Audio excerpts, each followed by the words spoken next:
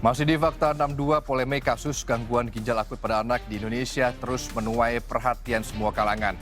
Salah satu balita yang meninggal akibat gangguan ginjal akut adalah Ataris Abkari. Berikut orang tua dari Ataris akan sampaikan cerita fakta kepada Good People.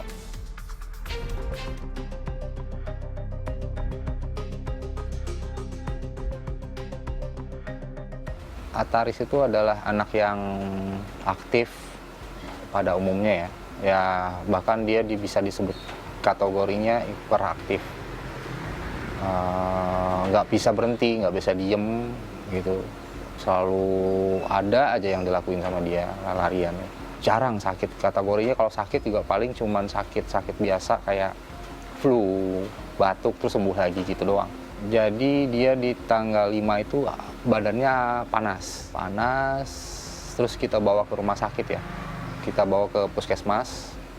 Setelah di puskesmas itu dikasih obat paracetamol sirup, obat batuk, pilek, tablet. Setelah itu nggak ada ansurannya sampai tanggal 8 itu 3 hari berturut-turut nggak ada ansuran, masih tetap panas.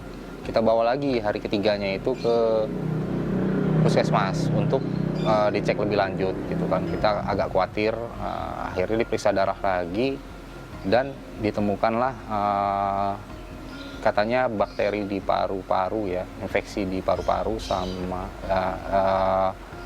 ya di paru-paru aja sih.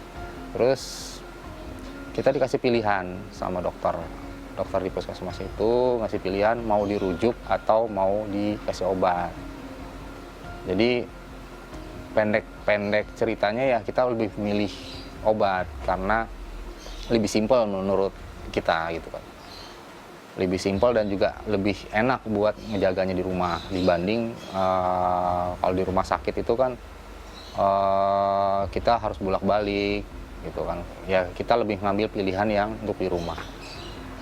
Hingga akhirnya 1 hari menjelang itu dia sesak nafas. Setelah dikasih obat yang kedua itu yang dari puskesmas tanggal 8 itu dia sesak nafas. Sesak nafasnya itu makin parah di pagi harinya. Akhirnya kita dengan kondisi yang seperti itu kita bawa dia ke IGD yang terdekat.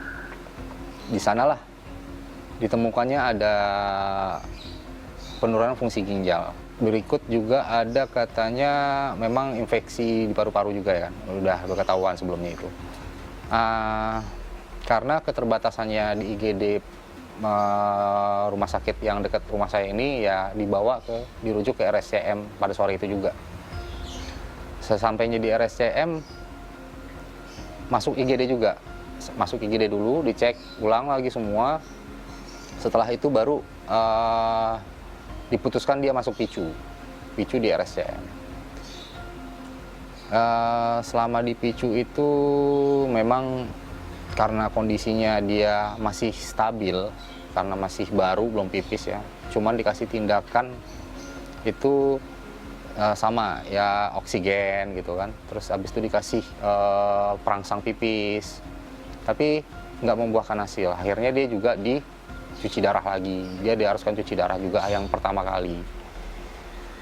Cuci darah yang pertama kali itu kondisinya masih sama. Akhirnya dicuci darah yang kedua lagi di 2 hari berikutnya. Tapi ada pembaikan di situ. Ada pembaikan kalau dia sesak napasnya mulai hilang gitu kan, mulai hilang. Akhirnya dia dipindahkanlah ke ruang rawat. Nah, selama di ruang rawat itu dia mulai membaik, tapi memang karena ada indikasi akses untuk cuci darah itu rusak selama 2 hari nggak dibetulin ya. Saya juga nggak tahu alasannya apa dari rumah sakit kenapa nggak dibetulin langsung. Akhirnya dia terlambat untuk cuci darah yang ketiga. Dia mengalami penurunan hebat, drop gitu ya, sampai yang ketiga kali ini dia nggak sampai habis, nggak sampai selesai karena saking dropnya dia sempat berhenti jantungnya. Hingga akhirnya yang makin drop sampai hari Jumat. Itu tanggal 23 dia terakhir. Dia meninggal, dia pulang ke tempat Allah gitu. Kita dikasih sempat edukasi, itu kenapa bisa sampai kena ginjal dan organ-organ lain ya. Itu karena ada peradangan di fungsi sistem katanya. Peradangan yang terjadi itu sangat cepat gitu. Sampai kita juga nggak bisa mantau gitu. Tiba-tiba udah di sini, tiba-tiba udah di situ gitu. Sangat cepat sekali ya, peradangan di mana-mana, jadi pendarahan. Rata-rata anak yang dirawat itu, yang dipicu adalah terjadi pendarahan. Awalnya kita nggak tahu ya, karena kasus yang anak saya ini di bulan September. Awalnya kita nggak tahu. Kita juga masih bertanya-tanya. Dengan kondisi anak saya itu makan 4 sehat 5 sempurna, bagus, gizinya terpenuhi, minum susunya, buah-buahannya lengkap, minum madu juga gitu kan. Dengan kondisi dia yang super aktif itu kita nggak yakin kalau dia punya sakit. Akhirnya ya kalau memang dibilang sirup saya percaya banget, karena siapa yang bisa lewat kalau memang itu sirup juga pasti orang dewasa pun, orang sekuat apapun juga pasti akan lemah kalau dikasih itu. Kalau terkontaminasi sama apa itu katanya etinol ya, EG dan apa itu. Ya menurut saya itu benar.